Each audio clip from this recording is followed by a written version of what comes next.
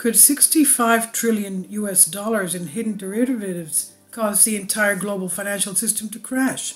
Michael Snyder, Economic Collapse blog, reports. If you thought that the collapse of FTX was something, just wait until the entire global financial system comes crashing down all around us. Most people just assume that the system is being managed by rational people that behave in rational ways, but of course countless investors assumed the same thing about FTX. Sadly, the global financial system has slowly but surely been transformed into the largest casino in the history of the world.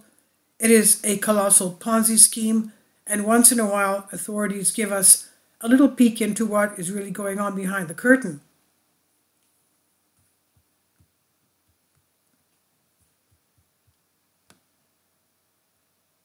For example, this week, the Bank of International Settlements released a report that warned that 65 trillion US dollars in hidden currency derivatives could potentially be a major threat to the stability of the entire system.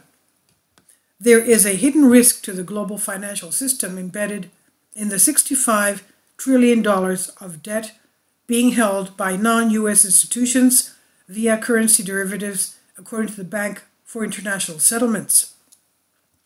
In a paper with the title, Huge, Missing, and Growing, the BIS, Bank of International Settlements, said a lack of information is making it harder for policymakers to anticipate the next financial crisis. In particular, they raised concerns with the fact that the debt is going unrecorded on balance sheets because of accounting conventions on how to track derivative positions. Last year, the total value of all goods and services produced in the entire world was just $96 trillion. So we're talking about an amount of money that is almost unimaginable. Everything will be okay as long as financial conditions remain relatively stable. But BIS analysts warn that the next time dollar funding liquidity is squeezed, we could have an enormous crisis on our hands. Off-balance sheet dollar debt may remain out of sight and out of mind, but only until the next time dollar funding liquidity is squeezed, the analysts write. Then the hidden leverage in pension funds and insurance companies' portfolios could pose a policy challenge. So let's hope that such a scenario does not materialize anytime soon. According to the BIS report, banks outside the US are particularly vulnerable. For researchers at the BIS, it's the sheer scale of swaps that's worrying. They estimate that banks headquartered outside the US carry $39 trillion of this debt, more than double their on-balance sheet obligations, and 10 times their capital. Accounting conventions already require derivatives to be booked on a net basis, so the full extent of the cash involved is not recorded on the balance sheet.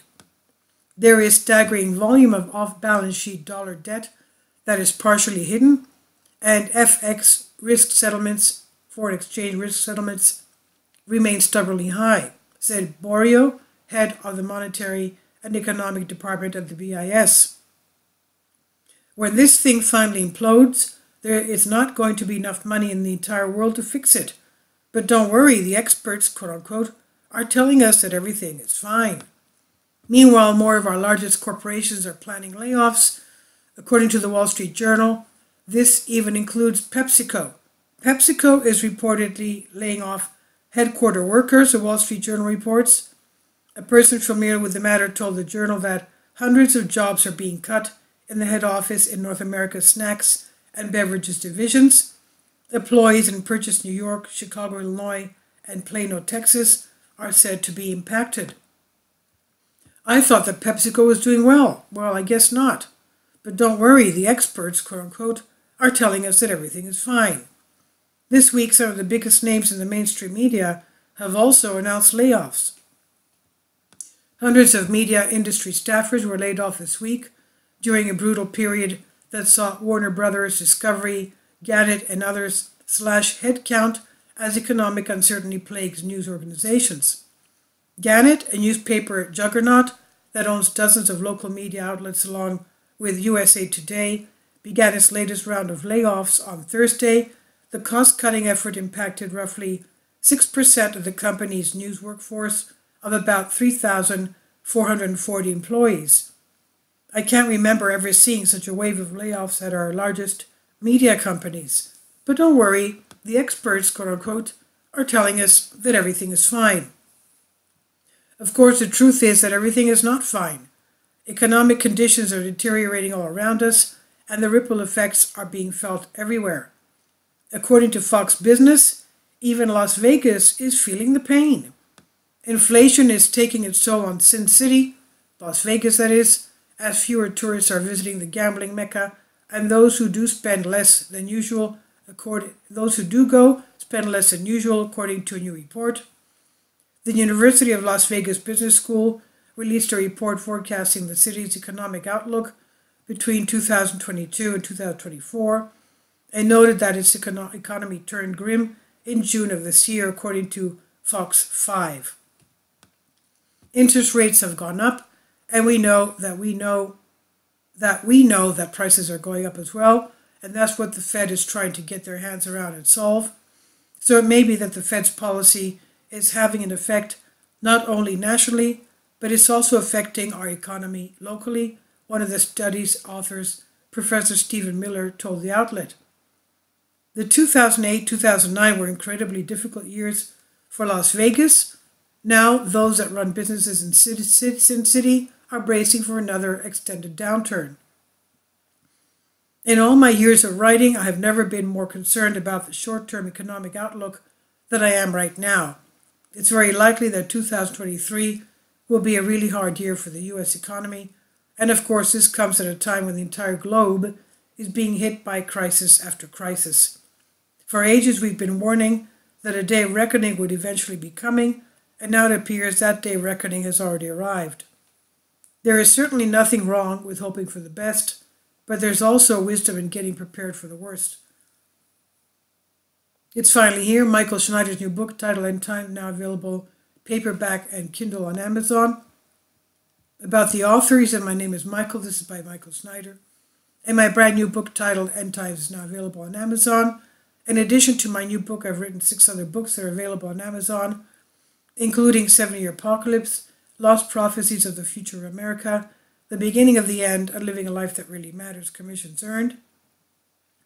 When you purchase any of these books, you help to support the work that I'm doing, and one way you can really help is by sending copies as gifts to family and friends.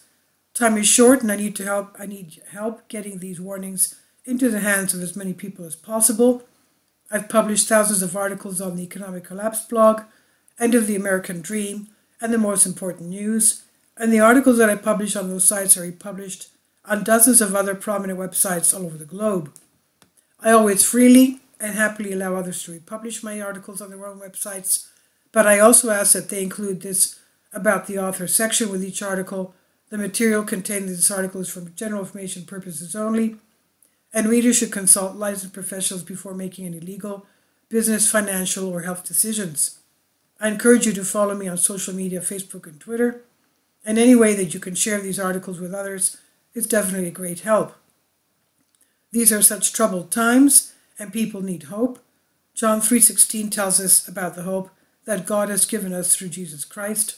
For God so loved the world that he gave his only begotten Son, that whosoever believeth in him should not perish, but have everlasting life. If you have not already done so, I strongly urge you to invite Jesus Christ to be your Lord and Savior today. This is by Michael Schneider on the Economic Collapse blog. Please leave your comments, and thank you for your support. Kindly support my Patreon account. The daily posts are 5 videos daily, and they are totally different from what I have on my YouTube channel. Thank you so much for your support and that you find all my content so interesting. You'll find the Patreon account details in the description box below.